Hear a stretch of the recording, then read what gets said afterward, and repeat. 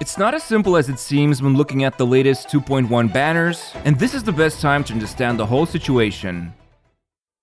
So, it's no secret that the most popular opinion right now is that the 2.1 banners are kind of easy to decide on. Acheron is expected to be this unique unit that will introduce a new type of team archetype, while Aventurine might just power creep older preservation units due to how his shielding works. And while there is some truth to this, there's actually quite a few things people might have missed, and this could change your viewpoint on the whole situation. So, first of all, let's talk about the new 5-star Lightning Nihility unit, Acheron. Why is everyone so hyped about her? Well, aside from the fact that she has a really cool alter ego, Star Rail team really went overboard with her gameplay mechanics, because one of the most unique things about her is the ultimate. You see, her ultimate does not use energy, and after playing Genshin and Star Rail for so long, this made me question my sanity if this is actually happening. Blasphemy, I tell you. If that's not enough, her technique literally allows her to execute weaker enemies, which completely skips the fight, and if you're in a place like Simulated Universe, you still receive the upgrade rewards. Essentially, this technique is like that skip ticket currency in other gacha games, where you can just bypass the fights and reap the rewards.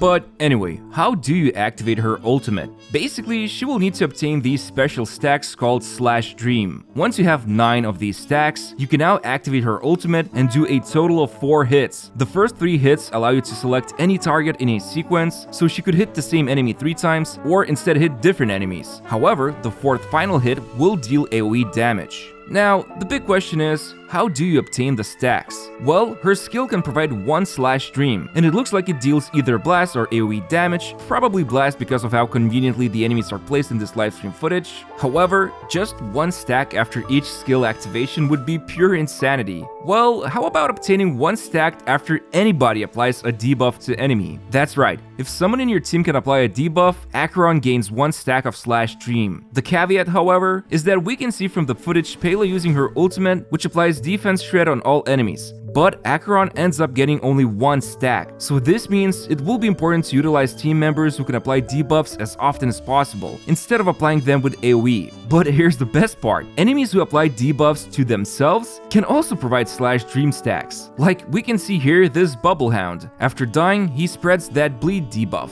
which easily provides Acheron with stacks, and even if there's a chain reaction of them dying, each one gives a stack. On top of that, when you cause weakness break on enemies, the debuffs they receive will also count for Acheron's ultimate. In a nutshell, any kind of debuff that's applied to enemy, whether done by friendly or hostile units, will count towards Acheron's ultimate charge. And that's pretty cool in my opinion. But at the same time, this also raises a couple of questions and concerns. But before we delve into this, a quick word from today's sponsor. This video is sponsored by World of Tanks, the legendary free-to-play online multiplayer tank game. You might have heard about this title, and right now is a great time to start as a beginner, because by using my link in the description with promo code COMBAT, you can get a free Cromwell B British premium tank, 250k credits, a 7-day premium access, and more to start strong. In World of Tanks, you take control of vehicles from the Second World War all the way to mid-20th century, and compete against players around the world. Battle in the desert, mountains, cities, and various other locations with up to 30 players per team. And yeah, that sounds awesome. So make sure to download World of Tanks by using my link in the description with promo code COMBAT to obtain a free Cromwell B British premium tank, 250k credits, 7-day premium access, and more.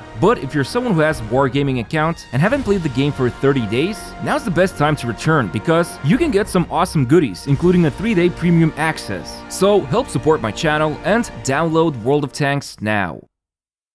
Okay, so back to the big question. How easy will it be to trigger Acheron's ultimate? Well, it mostly has to do with other Nihility units, or at least units who can consistently apply debuffs. You see, Acheron's teams are going to be pretty similar to DOT comps like the ones with Kafka. You want to build as many debuffs as possible on the enemy, and some units like Pela can be great for Acheron, especially if she's using Pearls of Sweat Light Cone, which can help Pela with increasing the frequency of her debuffs. Luca could also use this Light Cone whenever he's not using his skill to apply bleed, or you could also resort to one of the DOT units like Kafka or Sampo, but in reality, they're probably better utilized in a DOT comp, although I will be interested to test them out. However, one unit that's looking to be very promising is Gunaifen, since she can apply burn with her basic attacks, and her Fire Kiss special debuff will also count towards Acheron's stacks. And when looking at 5 stars, I think it's safe to say that Silver Wolf is going to be pretty insane with Acheron, since she applies so many debuffs so effortlessly it's not even funny. Not to mention, she will also be able to utilize lightning weakness on enemies. Basically, there's quite a few Nihility options, including some units like Welt. But what about other paths? Well, you could go for a janky combo of utilizing Trend of the Universal Market with someone like Fire Trailblazer or any other good threat generating preservation unit, since the more this unit gets attacked, the more often burns would be applied to enemies. And I hope this turns out to work for charging up Acheron's ultimate. It's about time Fire Trailblazer made a comeback thanks to their niche taunt mechanic.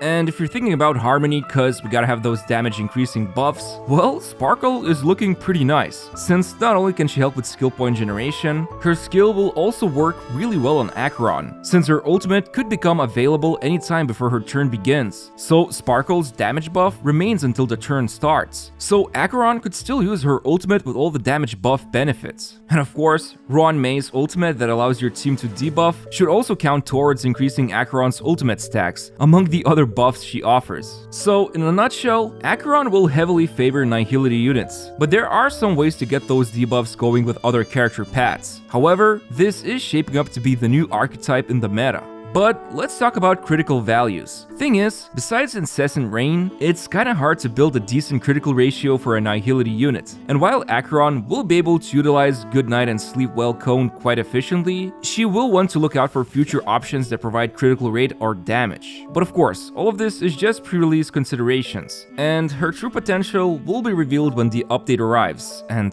as of now, if you have invested into several Nihility units that are just sitting there gathering dust, Acheron could be a great pull to build a team around her with these units. Oh, and one last thing I've learned as I'm editing this video, Acheron's ultimate will also ignore enemy weakness types, drain their toughness, and most important of all, reduce their type resistance. So yeah, pretty bonkers ability you want to activate as often as possible.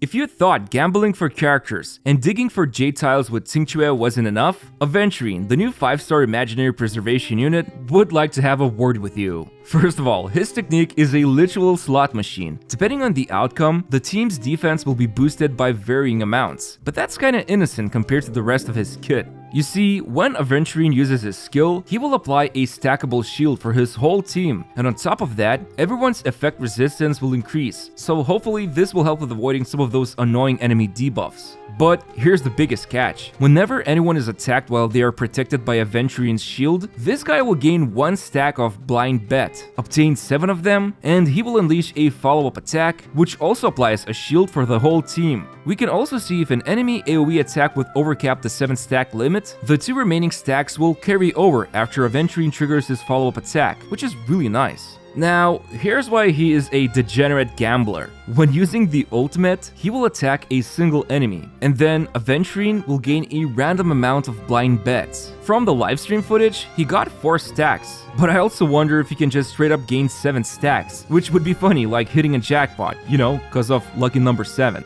But more importantly, the attacked enemy also gains a special debuff, which will provide critical damage bonus to your teammates whenever they attack this enemy. Sounds like Acheron might like him. Still, there is the concern of him power creeping units like Jeopard or March 7th, but I honestly think we shouldn't judge so early because the thing is, Aventurine needs to spend skill points to provide shielding, so by default that puts him into either negative or neutral SP economy, while someone like Jeopard for the most part is a positive skill point generator. Even March 7 has some uses like providing big taunt buff and applying AoE ice weakness. Although a 5-star power creeping 4-star isn't the end of the world, to be honest. And obviously, regarding his skill point usage, it's clear that developers wanted him to provide shielding even without his skill. So that's why the follow-up attack exists when you reach 7 blind bets. It's so that he doesn't have to spend SP to reapply the shield for his team. Overall, I think he's shaping up to be one of the more interesting preservation units in the game, and I'm excited to get beat up by his boss form and by terrible gambling luck. So, if you haven't seen the banners yet, Phase 1 will feature Acheron and Luocha along with their signature weapons, while the 4 stars are going to be Gallagher, Pela, and Don Hung. Now, it's pretty funny to see that 4-star light cones will include Good Night and Sleep Well, which is conveniently going to be one of the best 4-star options for Acheron. So it's almost like the game tempts you to pull for her signature because Hey, worst case scenario, you could obtain some copies of the 4-star cone. Well, no matter how you look at it, it's still a gacha system at the end of the day, so don't expect it to be fair. But when looking at Phase 1 featured 4 stars, Pela is most likely going to be an excellent support for Acheron, while Gallagher seems to be a fire healer who can also apply attack reduction debuff on enemies, and even increase the amount of break damage they will take, so again, might be a decent contender for Acheron teams. On the other hand, Phase 2 will feature Aventurine and Gallagher along with their signature cones, while 4 stars are going to be Serval, Lynx, and Luca. Honestly, I'm interested to learn more about this new 4-star preservation cone called Concert for 2 because it will be featured along the signature cones. But, I mean, look, there's a lot of cool characters you can pull for in 2.1 update. However, I would say if you care about obtaining all the rewards from Pure Fiction and Memory of Chaos, then just pull for a character that can help you achieve this. Otherwise, if you don't care about it, I would say Acheron right now offers an unfair quality of life upgrade that allows you to quickly farm enemies. And I know for a fact, she will be in all my simulated universe runs because of how convenient this technique feels. Anyway, don't take this video too seriously, it's best to wait until the official update and then decide if the characters are worth pulling for. And while we wait, make sure to hit the like button on this video and subscribe to my channel. Thanks for watching and see you next time.